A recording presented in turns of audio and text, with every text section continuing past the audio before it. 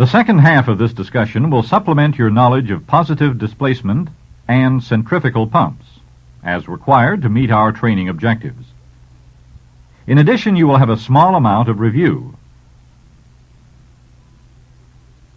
You will review the operating principles of positive displacement pumps and how they are classified. You will learn to recognize the different kinds of rotary pumps from cutaway models, photographs, or sketches, and to describe how these pumps operate.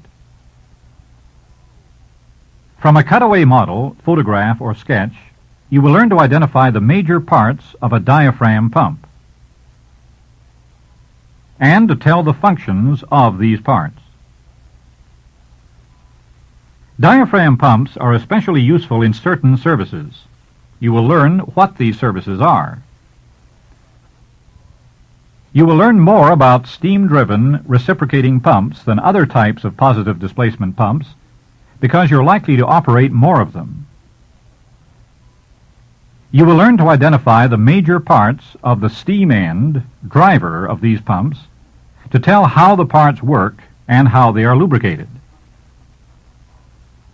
You will learn to identify the parts in the power transfer system, how they work, and how they are lubricated.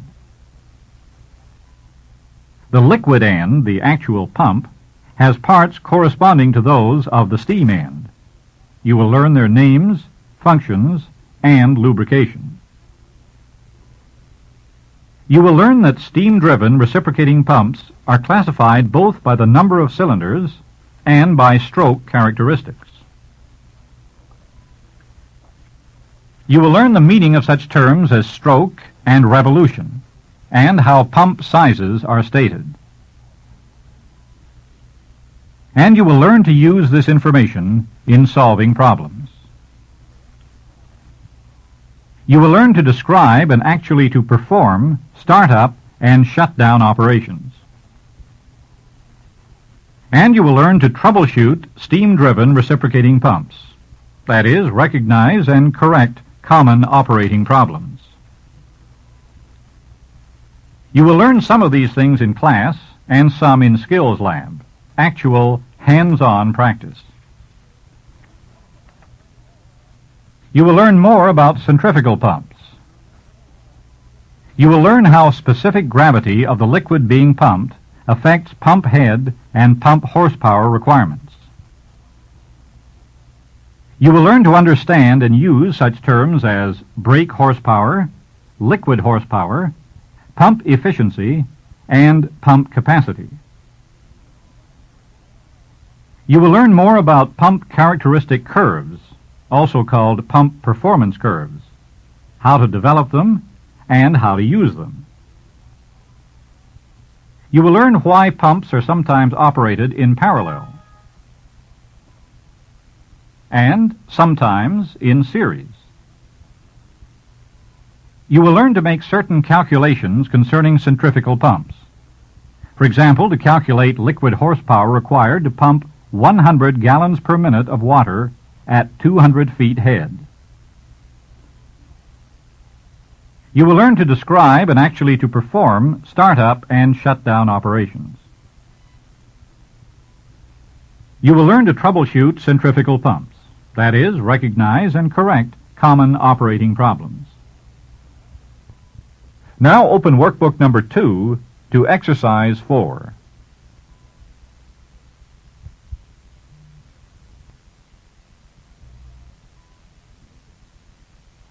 Do you remember the operating principle of positive displacement pumps? A positive displacement pump operates by reducing the volume that a liquid can occupy. This bucket is full of water. The water occupies the entire volume of the bucket. Suppose we drop in this brick. The brick reduces the volume the water can occupy, and some of it overflows. Our brick and bucket are a positive displacement pump. Not very useful, of course, but they illustrate that a positive displacement pump operates by reducing the volume that a liquid can occupy. Some positive displacement pumps are classified as rotary pumps. A rotary pump's moving parts rotate, and in so doing, reduce the volume the liquid can occupy.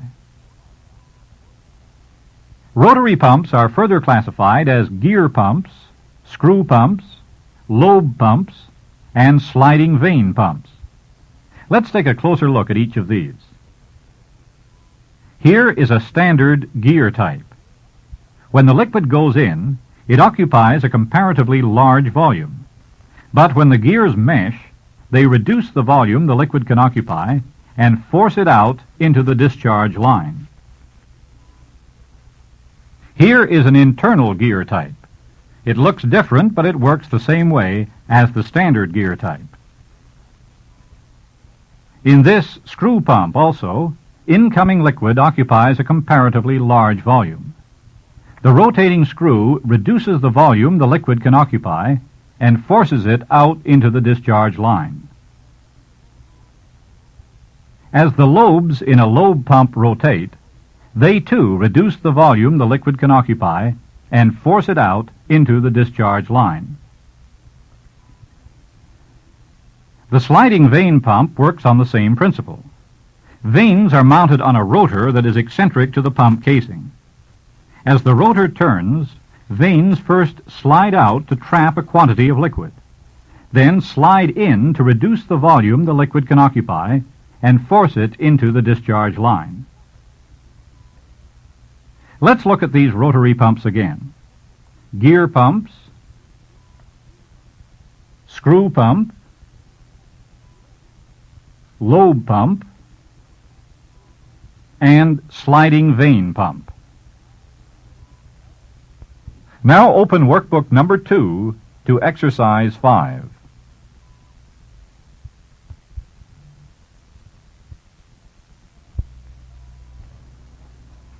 The diaphragm pump is a special type of positive displacement pump. In it, the flexing of a diaphragm reduces the volume the liquid can occupy. The diaphragm is flexed by some such device as a cam, lobes, or a plunger. This one has a plunger. When the plunger makes its backstroke, this flexible diaphragm flexes in the same direction, enlarging the hydraulic chamber and creating a vacuum. Suction line pressure forces liquid into the pump through the suction valve. During the backstroke, discharge line pressure keeps the discharge valve closed. The forward stroke of the plunger flexes the diaphragm forward, reducing the volume of the hydraulic chamber. Pressure closes the suction valve, opens the discharge valve, and forces liquid into the discharge line. Let's look at the major parts again. Plunger, diaphragm, hydraulic chamber, suction valve, and discharge valve. Note that the liquid being pumped does not touch any part of the pump that requires lubricating oil. Some liquids must be kept so pure that they cannot stand even minute contamination from traces of lubricating oil. A diaphragm pump is a good choice for pumping such liquids. A diaphragm pump is also a good choice for pumping corrosive liquids. Liquid does not touch and therefore cannot corrode most of the pump parts. Only the diaphragm, valves, and liquid chamber need to be protected against corrosion.